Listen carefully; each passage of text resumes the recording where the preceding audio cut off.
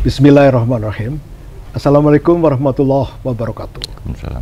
Sobat Iklim yang kami banggakan, hari ini kita berjumpa kembali di Pojok Iklim bersama saya Hadi Ali Kodra, yang biasanya selalu tampil sebagai host pada Warung Konservasi Bogor Natur Indonesia. Kali ini saya bersama-sama atau bekerja sama dengan Pojok Iklim, sehingga kami mengucapkan terima kasih. Kami merasa bangga sekali. Mudah-mudahan semuanya ada manfaatnya bagi bangsa dan negara. Siang ini kita akan membahas perubahan iklim dan dampaknya terhadap pemanasan global. Hari ini kita mendapatkan tamu istimewa, yaitu Pak Sarwono Kusumaatmadja. Seorang sosok Pak Sarwono sudah sangat kita pahami bersama, rekam jejak di bidang konservasi dan lingkungan hidup. Pak Sarwono, selamat siang Bapak. Selamat siang, Mas Alhamdulillah. Ali Kodra. Ya. Kita berjumpa kembali Pak. Betul, sudah ya. sekian lama. Iya. Karena COVID Pak ya. Antara lain. Antara lain. Ya. Pak Sarwono, kita akan berbincang soal perubahan iklim, pemanasan global. Dan kami akan mengajak Pak, Sobat Iklim, supaya bersama-sama kita sampai dengan acara ini selesai. Pak Sarwono, akhir hari ini kita didera Pak oleh suatu, ya bukan isu lagi Pak ya, suatu kenyataan. Kok semakin panas suhu? Semakin orang mengatakan ini pengaruh global warming. Ada impact ya tentunya terhadap pemanasan suhu global, termasuk Indonesia. Mungkin bagus juga Pak Sarwono kalau dijelaskan mengenai apa sih beda inti pokok dari global warming sama climate change. Ya, saya rasa global warming atau pemanasan global itu adalah temuan dari suatu riset ilmiah yang sudah dilakukan sejak lama. Riset ilmiah panjang Pak ya, jangkanya panjang. Dan riset itu menyimpulkan bahwa memang temperatur rata-rata di bumi ini naik. Semakin meningkat. Semakin meningkat. Tapi itu kan ranah ilmiah. Ranah ilmiah. Ya. Nah, kita sebagai masyarakat umum tidak merasakannya selalu sebagai global warming atau pemanasan global. Yang kita rasakan adalah perubahan iklim. Perubahan iklim, karena iklimnya berubah dirasakan. Berubah. Panas ya. Berubah Pak. Kadang-kadang kedinginan, kadang-kadang kepanasan, ya. Kadang-kadang hujan lebat sepanjang waktu, kadang-kadang kekeringan, gitu. Jadi karena itu maka istilah yang lebih umum dan lebih akseptabel di kalangan awam seperti kita ini adalah perubahan iklim. Gitu. Bagus. Baik Pak Sarwono, kawan-kawan, kita sekarang mencoba untuk mengungkap lebih dalam, lebih detail lagi persoalan konservasi lingkungan yang berkaitan dengan pemanasan global. Pak Sarwono, Indonesia kaya dengan berbagai ragam biodiversity atau keragaman hayati, ekosistem jenis sampai ke genetik Pak. Maka kira-kira ada kekhawatirankah terhadap kondisi keragaman hayati dari perubahan iklim Pak Sarwono? Ya, sangat jelas bahwa ada korelasinya ya. Ada korelasi Pak. Ya. Bahwa perubahan iklim itu menciptakan tekanan-tekanan terhadap alam. Gitu. Dan antara lain ya risikonya adalah kehilangan keragaman hayati, lebih sulit lagi memanage air misalnya, polusi udara, termasuk kekeringan Pak. Termasuk kekeringan. Jadi soalnya begini, yang kita hadapi tidak hanya perubahan iklim. Tidak hanya perubahan iklim. Itu aja udah berat. Ya, gitu. Itu sangat berat Pak. Tapi ada hal-hal lain juga, misalnya dinamika geopolitik. Geopolitik. Ya. Contohnya misalnya perang antara Ukraina dan Rusia. Ukraina. Dua-duanya nggak mau berhenti perang karena sudah tidak ada lagi bahan baku. Tidak ada lagi saling percaya. Saling percaya antar dua. Nggak ada. Jadi artinya mereka udah nggak bisa didamaikan. Tapi kan satu waktu tuh perang terus berhenti. Oke. Ya. Kalau dua-duanya ngotot perang terus, maka mungkin ada pikiran untuk memperlakukan perang nuklir. Perang lebih gawat lagi, Pak. Lebih gawat lagi. Ya, luar biasa. Tapi mereka udah masuk ke apa yang sering disebut sebagai zero sum game. Zero sum game. Satu permainan di mana kedua-duanya kalah. Akhirnya begitu, Pak. Bisa Arah begitu. itu ada seperti itu. Bisa ya? begitu. Kedua-duanya kalah, merasa kalah. Ya. Nah, yang lainnya adalah bahwa kita juga hidup dalam era informatika digital ya. Informatika digital. Dalam banyak hal itu memudahkan. Baik. Gitu. informasi. Memperbaiki pelayanan publik dan seterusnya. Tapi sisi negatifnya adalah kita juga dihadapkan dengan berita palsu, dengan rumor ya, dengan segala macam, dengan hoax segala macam. Dan juga kita sudah memasuki suatu fase dalam era digital ini, di mana makin banyak digunakan kecerdasan buatan. Kecerdasan buatan. Seolah-olah manusia itu sedang menciptakan dirinya dalam bentuk yang artifisial begitu. Dan ini saya kira sesuatu yang perlu diwaspadai. Gitu. Apakah itu aja? Enggak. Ya. Selain dinamika geopolitik, selain era digital, kita juga menghadapi disrupsi. Artinya macam-macam ya, disrupsi rantai pasok misalnya. Rantai pasok. Karena ada perubahan iklim, karena ada perang segala macam, rantai pasok dari terganggu, Pak ya. Terganggu gitu. Dan ini menjadi gawat kalau yang terganggu adalah rantai pasok dari kebutuhan dasar manusia. Primer manusia. Bapak, kebutuhan dasar, Pak. Dan ada kaitannya, kawan-kawan, dengan potensi sumber daya alam, termasuk karena keragaman hayati, Pak. Kira-kira faktor apa itu yang ditakutkan oleh umat manusia? Yang seharusnya ditakutkan bahwa kalau keanekaragaman hayati itu berkurang, maka apa yang disebut sistem penunjang kehidupan akan melemah. Akan melemah, Pak. Gitu ya. Dan itu kadang-kadang orang tidak segera nangkep masalah itu dengan situasi itu, seolah biasa-biasa saja. Tapi sebetulnya ya ini ancaman jangka panjangnya adalah berkurangnya keanekaragaman hayati tersebut.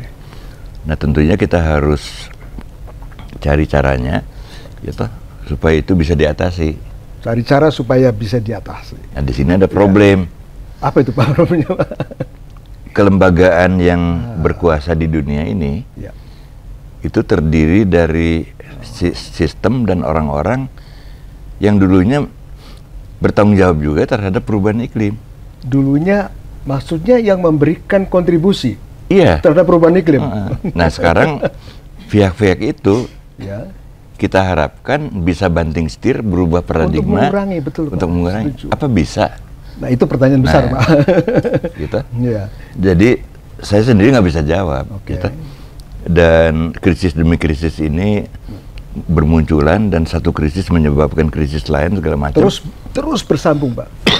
Jadi mata rantai itu sehingga akhirnya harus diambil kesimpulan bahwa solusinya itu tidak terletak di tatanan atas, tapi terletak di tatanan tapak, di grassroots, tapak. Berarti internasional, global, negara, terus sampai ke tapak. Nah, kalau nanti di tingkat tapak itu konsolidasinya bagus, kemudian keanekaragaman hayatinya terjaga, nah kemudian penyerapan karbonnya juga bagus, dengan sendirinya tatanan atas akan membaik. Nah, sedangkan kita sudah terbiasa dengan suatu situasi dulu, di mana yang menentukan itu atas, dan kemudian ke bawahnya tinggal nurut aja. Kadang-kadang nggak nyampe juga, Pak. Kadang-kadang nggak nyampe, Nah, sekarang nggak dibalik. Nah, oleh karena itu, misalnya kalau untuk KLHK, yang patut disambut baik adalah kebijakan yang namanya Polu Net Sink 2030. 2030. Karena ini menyatakan bahwa semua lahan yang berada di dalam jurisdiksi KLHK itu sudah punya rencana maupun program untuk menekan emisi gas rumah kaca itu, sehingga gas rumah kaca itu emisinya nol pada tahun 2030. Itu bisa, Pak? Zero? Bisa aja. Cuman strategi pelaksanaannya itu yang harus dipikirkan. Karena tetap aja yang perlu diperkuat adalah tatanan tapaknya. Baik, Pak. Jadi dari tapaklah penyembuhan itu terjadi, dia akan merambat ke atas. Nah, kalau ada logika zaman dulu, atas yang ngatur, gitu. Kemudian tapak nurut, kemudian berbagai mujizat terjadi.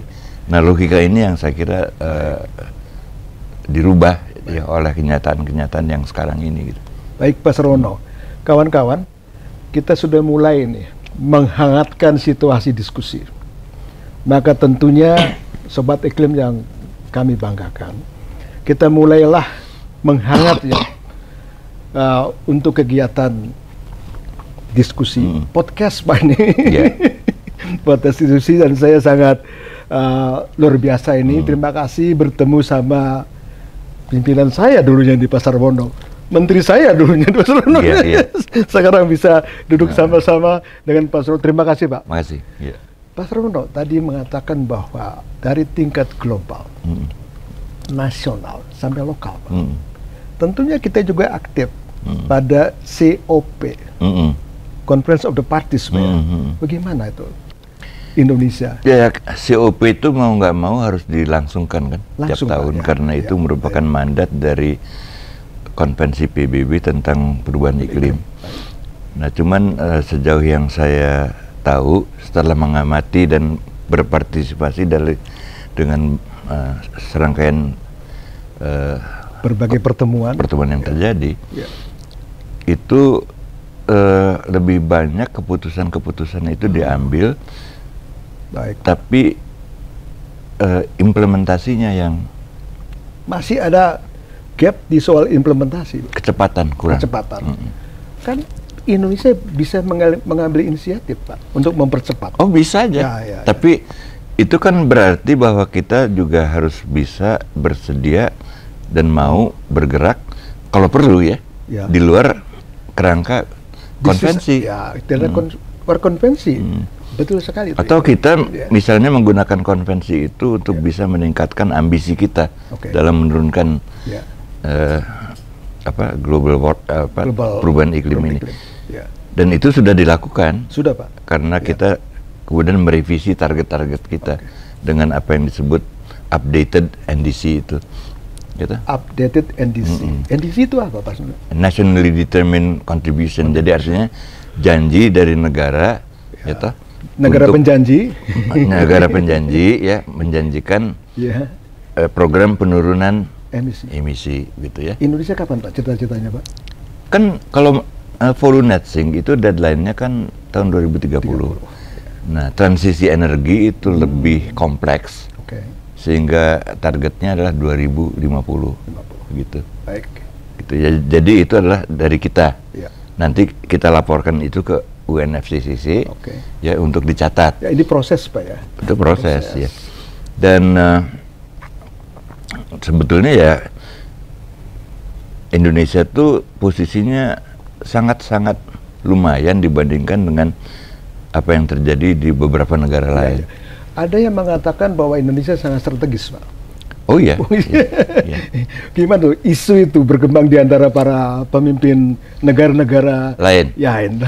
Nah, ini yang menarik adalah saya rasa yang terjadi adalah bahwa awareness atau kesadaran internasional tentang betapa strategiknya Indonesia itu baru terjadi dalam masa jabatan Pak Jokowi ini. Karena suksesnya kita menjadi tuan rumah dari G20. Oh, itu pengaruhnya besar sekali. Itu besar sekali dalam tatanan internasional. Baik.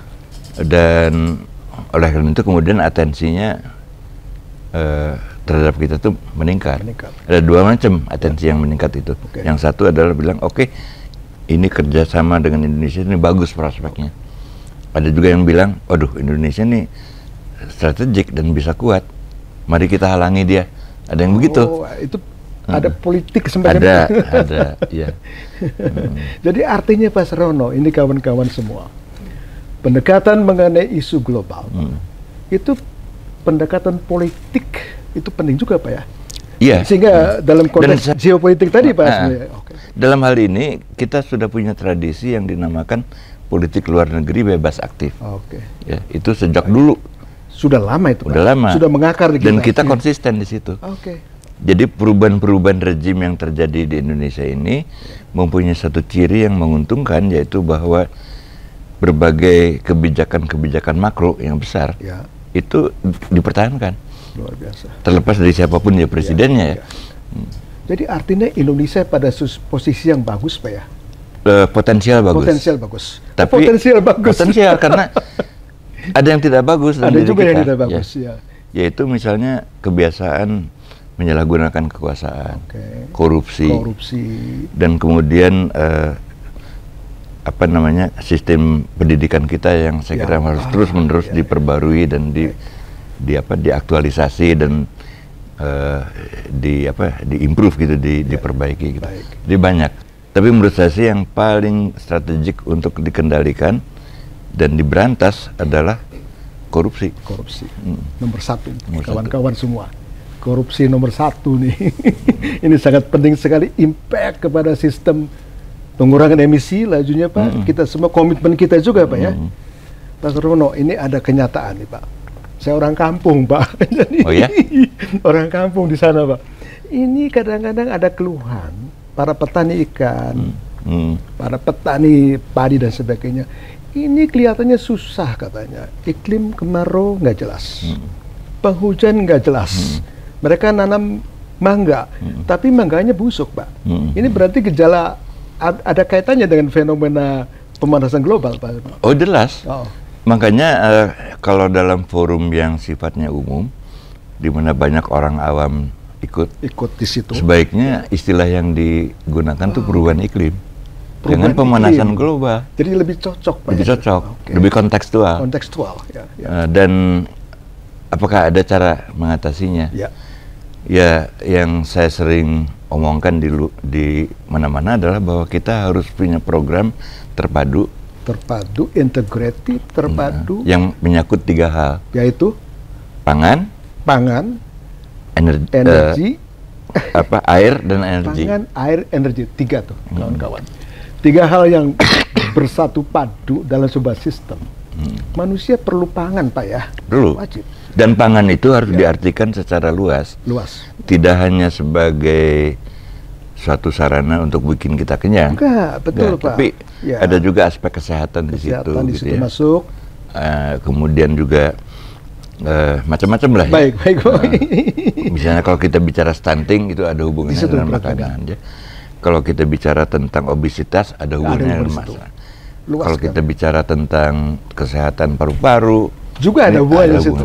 Tapi yang tadi pangan, air Pak ya? Air juga. Artinya air itu kan strategik buat manusia. Betul. Jadi itu harus di-maintain policy-nya harus ada gitu untuk energi. Untuk energi. Kemudian, jadi artinya kalau kita nggak punya energi kita mau ngapain? Kan gitu. Nah, jadi artinya saya udah menciptakan suatu semboyan yang namanya View in One. View in One. Food, energy, and water. Dalam satu. Dalam satu kesatuan. Sistem kesatuan. Bagus sekali Pak. Kawan-kawan luar biasa nih, pojok iklim. Dan itu adalah urusan yang harus diprogramkan. Gitu. Ke bawah Pak. Ke bawah. Bukan ke bawah. Kemana tuh? Dari bawah. Dari bawah. Tadi dari bawah. Konsisten Pak ya, dari bawah ke atas, menjadi kebijakan nasional. Gitu. Karena apa saja yang berasal dari atas zaman sekarang, itu kena proses disrupsi macam-macam gitu. Luar biasa Pak. Nah jadi artinya setiap komunitas yang sudah solid sudah katakanlah kohesi sosialnya bagus, itu bisa melaksanakan view. Dan kemudian keberhasilan mereka itu akan menjadi inspirasi dari kelompok lain juga, sehingga akhirnya ini akan tumbuh begitu, berkembang satu model, satu sistem. Luar biasa nih Kawan-kawan, Sobat Iklim, luar biasa sekali kita diskusi panjang dengan Pak Sarwono. Kita telah mendapatkan suatu titik-titik Pak ya, titik-titik baru Pak untuk mengembangkan selanjutnya. Pak Sarwono, saya ingin bertanya boleh Pak? Boleh Pak ya? Bapak umurnya berapa Pak sekarang? Tahun ini 80. Luar biasa tuh kawan-kawan, 80 tahun tidak mengenal lelah Pak. Ya mungkin yang mendaftarkan tahun kelahiran saya salah daftar kali. Salah daftar. Sehingga sebenarnya mungkin apa itu ya, 60 berarti mungkin salah. Nggak tahu lah. Zaman dulu Pak. Baik Pak Sarwono, terima kasih nih. Masih ada beberapa langkah lagi Pak. Banyak teriakan di kawan-kawan di luar Pak. Dana lingkungan, dana konservasi itu terbatas Pak katanya Pak. Apakah benar seperti itu Pak Sarwono? Ya saya rasa posnya sudah ada. Pos sudah ada. Sistemnya sedang dibuat. Sistem sudah dibuat. Dan uji coba sistem ini juga sedang dijalankan. Oke, Pak. Gitu. Dan kemudian pada saatnya kita akan bisa mempunyai dana lingkungan hidup yang secara sistematis dimanage. Lembaganya juga sudah ada, itu BPDLH ya, Badan Pengelola Dana Lingkungan. Jadi itu ada di luar Bappenas, sistem apa namanya anggaran yang tahunan biasa dikumpulkan dalam suatu di BPDLH. Nanti BPDLH itu kalau nggak salah sedang merencanakan dan mulai melaksanakan berbagai klaster pendanaan. Gitu. Termasuk lingkungan hidup, konservasi. Harusnya lebih besar Pak. Namanya aja udah Badan Pengelola Dana Lingkungan Hidup. Itu gitu ya. Kawan-kawan, Sobat Iklim, Pojok Iklim kali ini banyak mengungkap sampai ada soal mengenai pendanaan. Jadi kalau tadi disebut bahwa soal dana terbatas, maka ada jalan tengah tuh. Ada jalan tengah, ada satu titik cerah sehingga soal lingkungan menjadi situasi yang berkelanjutan. Jadi ini Pak, di masa yang akan datang mungkin tidak terlalu lama, mudah-mudahan ya pendanaan lingkungan hidup yang didapat oleh pemerintah itu tidak hanya dari APBN atau APBD, tapi juga terbuka dari dana lingkungan hidup itu dari para pihak yang lain. Nah, jadi orang-orang yang mau memberikan dana lingkungan hidup itu menyerahkannya ke BPDLH. Dan kemudian BPDLH yang kemudian mengatur sistemnya supaya dana ini bisa dimanfaatkan oleh para pemangku kepentingan, termasuk aparat pemerintah juga, ya, apakah dalam bentuk grant, soft loan, atau macam-macam lah, ya. Nanti mungkin yang lebih layak menjelaskan hal ini adalah direkturnya sendiri, BPDLH sendiri. Gitu. Pak Sarwono, apakah persoalan dana tadi, penghimpunan dana, hanya cukup di Indonesia atau juga kita keluar, Pak? Itu jadi internasional nanti. Oke. Karena juga jangan lupa dalam kita punya NDC itu ada juga peran internasional disebut di situ, gitu ya. Soal jadi, pendanaan. Baik. Pendanaan. Dan juga soal pengaruh pengurangan emisinya itu ada. Jadi berarti kawan-kawan tuh semua sudah kita mendengarkan soal pendanaan ada jalan tengah. Jalan tengah mencari pola lain selain daripada APBN, Pak ya? Baik, Pak Sarwono. Ya, artinya itulah ya. Itulah. Tapi ya harus ada perjuangan, Pak. Iya, tapi yang lebih layak menjelaskan tentang itu adalah pihak BPDLH sendiri. Saya kira kita nanti diskusi sama pihak. Iya, Pak Joko Hendrato ya. Ada di Menq Pak itu ya? Itu ditetapkan oleh Menq kalau nggak salah. Baik. Gitu. Insyaallah. Pak Sarwono, kita kembali ke soal iklim, Pak. So Indonesia kaya raya, Pak Sarwono. Luar biasa. Kita mungkin masuk nomor 2 untuk soal apa kan? Tapi kok nampaknya kita berfokus pada soal perlindungan pelestarian yang sudah sangat berhasil, Pak. Kami bangga lah dengan pemerintah Indonesia yang sudah mencapai angka yang luar biasa, Pak. 27 juta hektar lebih dikit. Ya? 27 juta hektar, Pak. Luas kawasan konservasi. Oh iya. Itu luar biasa kan, Pak. Termasuk di dalamnya berbagai macam spesies.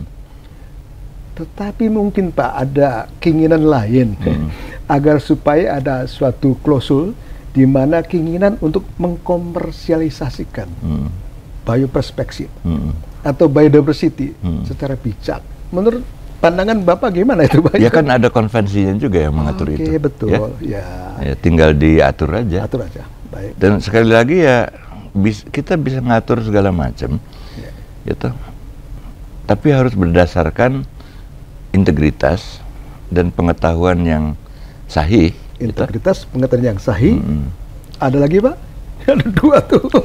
Ya paling tidak itu. Paling tidak 2 itu, Pak. Ya, baik, Pak. Tapi kalau segala macam dikorupsi, ya toh. Kembali ke korupsi urusannya nih.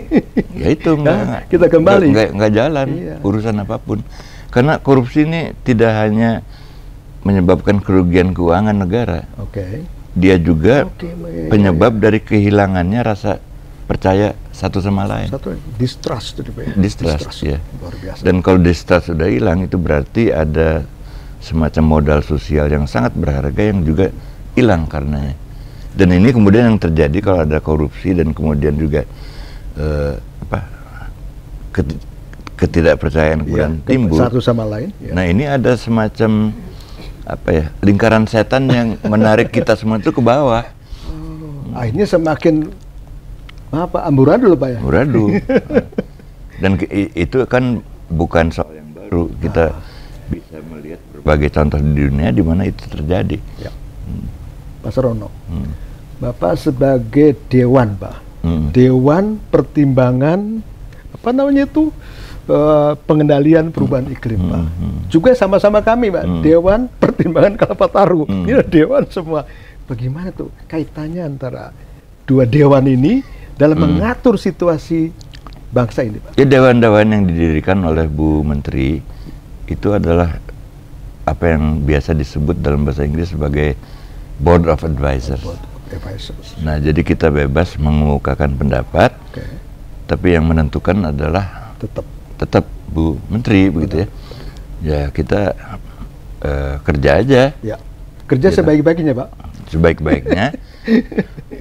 Dan juga kita juga harus betul-betul memahami apa sebetulnya intisari dari kebijakan-kebijakan pemerintah ya yang dilakukan oleh Bu Menteri itu. Nah, kita yang memberikan pertimbangan. Termasuk misalnya kalau ada hal yang tidak kita setujui, boleh aja dikemukakan ke dia. Asal kita ngerti bahwa yang memutuskan adalah beliau. Gitu. Kawan-kawan Sobat Iklim, luar biasa nih. Saya harus mengatakan luar biasa berkali-kali dengan Pak Sarwono. Akhirnya, ujungnya adalah manusia, Pak ya. Yang bisa korupsi, bisa mengambil sumber daya seenaknya saja. Lalu bagaimana pandangan Bapak untuk meningkatkan kapasitas manusia sebagai hakiki khalifah? Kita menyinggung khalifah di bumi. Gimana? Ya, pertama ya, saya kira kita tidak boleh terlalu mengagungkan posisi manusia itu. Gitu. Kita makhluk biasa. Kita makhluk biasa. Allah ya, sebagaimana juga makhluk-makhluk lain. Nah, tapi ada sesuatu yang menarik tentang manusia ini. Iya, Pak. Kalau hewan, bedanya antara manusia dan hewan gitu. Oh iya. Hewan itu tidak pernah meninggalkan sesuatu yang tidak berguna. Hewan tidak pernah meninggalkan sesuatu yang tidak berguna. Manusia? Jasadnya, kotorannya itu kembali ke alam. Dalam sistem. Ya. Sirkulasi. Jadi satu-satunya makhluk hidup yang memproduksi barang yang tidak ada gunanya, malah berbahaya, semua manusia. Disimpan-simpan, Pak ya? Disimpan-simpan gitu barangnya. Artinya yang namanya sampah itu, limbah. Kita pernah dengar nggak bahwa ada misalnya harimau mati dan kematiannya menciptakan limbah? Limbah enggak. Dia akan terserap di alam. Cuma kita. Sehingga kita harus muter otak, cari akal supaya itu bisa diatasi, antara lain dengan teknologi dengan circular economy segala macam begitu. Oke, Pak. Pak Sarwono, Bapak masih optimis kah? Bapak masih optimis kah dengan situasi yang tadi? Saya kira bukan soal optimisme atau pesimisme. Yang menjadi pertaruhan bagi kita adalah sanggup nggak kita bertindak, berpikir, ya berdasarkan apa yang kita yakini sebagai kebenaran gitu aja. Sanggupkah kita bertindak, berpikir melalui otak, melalui hati dengan tindakannya bagus, Pak? Ya, kasarnya begini. Kasar ya. Andai kata kita tahu bahwa besok akan kiamat, masih mau nggak kita nanam pohon? Apa yang kita siapkan? Ya bener, Pak. Masih gitu mau kan? Nggak? Itu. Ya. Jadi soal komitmen. Yang paling gampang, Pak ya. Soal komitmen. Sederhana, komitmen. Ya. Bukan soal kita optimis atau pesimis gitu. Komitmen. Jadi yang penting kawan-kawan nih, sobat iklim, komitmen kita sebagai sobat iklim, Pak ya. Paling tidak menanam pohon. Iya. Mengurangi sampah. Tuh. Gitu, Pak ya. Iya. Ikut aturan dengan baik. Kalau aturannya baik. Kalau aturannya baik. Yang penting ujungnya jangan korupsi. Iya. Baik sekali.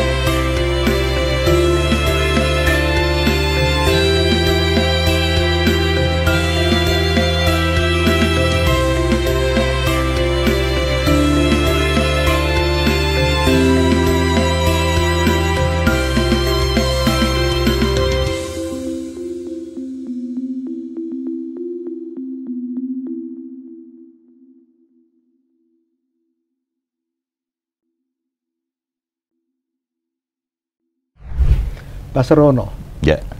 Tadi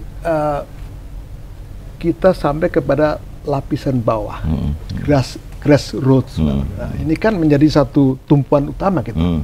Di sana banyak sekali masyarakat hukum adat, Pak, LSM, kemudian masyarakat desa ada di sana, Pak.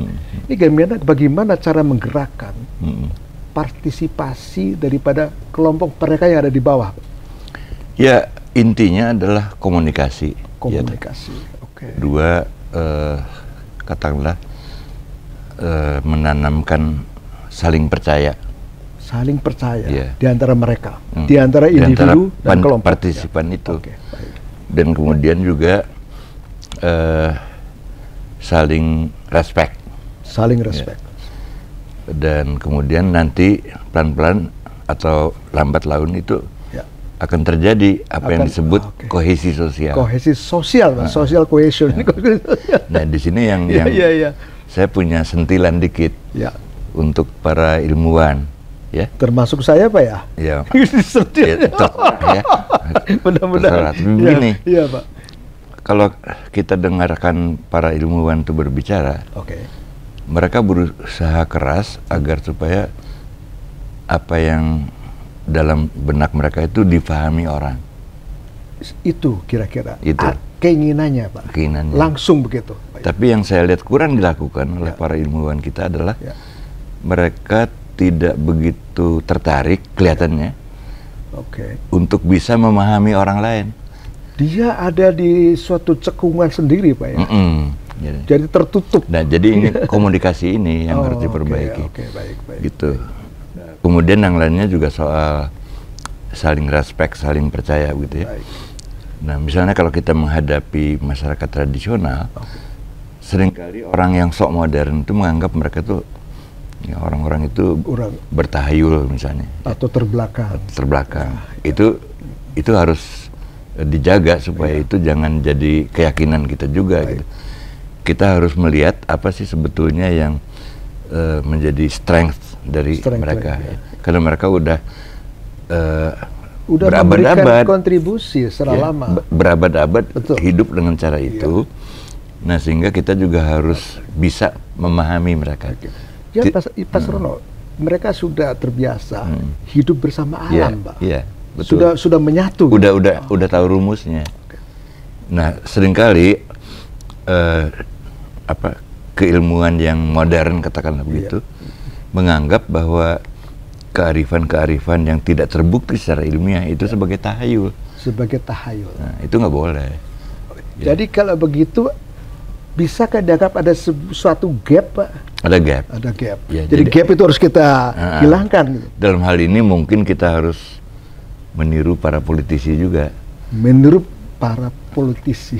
Mereka tidak hanya berusaha dipahami orang, tetapi mereka juga berusaha memahami orang. Memahami orang. Jadi dari timbal segi balik itu, ya. Jadi segi komunikasi, kadang-kadang orang politik tuh lebih didengar dari ilmuwan. Dari begitu harus ada perubahan-perubahan, Pak ya. Ya, Social change. Ya, artinya ini kita harus melembagakan empati, kemudian melembagakan rasa hormat terhadap pendapat yang beda. Iya. Dan juga kalau perlu kita harus berguru sama orang yang bahkan lulusan SD pun apa-apa gitu ya. Persis. Gitu. Jadi artinya dan itu yang kemudian menciptakan kohesi sosial. Nah, sehingga jarak antar kelompok itu makin lama makin berkurang, akhirnya jadi menyatu gitu ya. Dan atas dasar itulah kemudian karya-karya besar di bidang lingkungan hidup itu bisa diciptakan. Baik. Nah, selama ini enggak di resolve, ya enggak dicari solusinya. Ini apapun yang kita kerjakan itu selalu menimbulkan friksi segala macam gitu. Baik, Pak Sarono, ini kawan-kawan semuanya. Kita mengenal yang namanya triple helix, yaitu kerjasama seperti model helix kromosom, Pak ya, antara 3 aja paling tidak, perguruan tinggi, pengambil kebijakan, dan satu lagi pengusaha, Pak. 3 itu harus bersatu, Pak ya, dalam jiwa. Bersatu dalam persepsi lah. Ya. Jiwa dan persepsi, Jadi artinya gini, kerjasama itu bisa dilakukan berdasarkan hierarki dan aturan. Tetap ada semacam birokrasi hierarki. Atau pilihan lain adalah kerjasama itu didasarkan pada kesamaan persepsi. Persamaan persepsi. Nah, yang lebih kuat adalah persamaan persepsi kalau menurut saya. Mas Rono, obrolan kita luar biasa, Pak. Dan bukan cuma triple helix loh, pentahelix. Triple naik lagi jadi penta, penta naik lagi di hexa. Memang terus berkembang gitu, berkembang terus, betul. Pak Sarwono, rupanya kita harus mengakhiri pertemuan, perjumpaan, obrolan kita yang sangat menarik. Kawan-kawan, Sobat Iklim, Pojok Iklim banyak menyediakan kegiatan-kegiatan antara lain podcast sampai tingkat tapak, juga pergi ke kampus, goes to campus. Terima kasih sekali lagi atas perhatiannya. Sampai jumpa kembali pada setiap hari Rabu pada pukul 13.30 sampai dengan 15.30. Terima kasih. Assalamualaikum warahmatullahi wabarakatuh.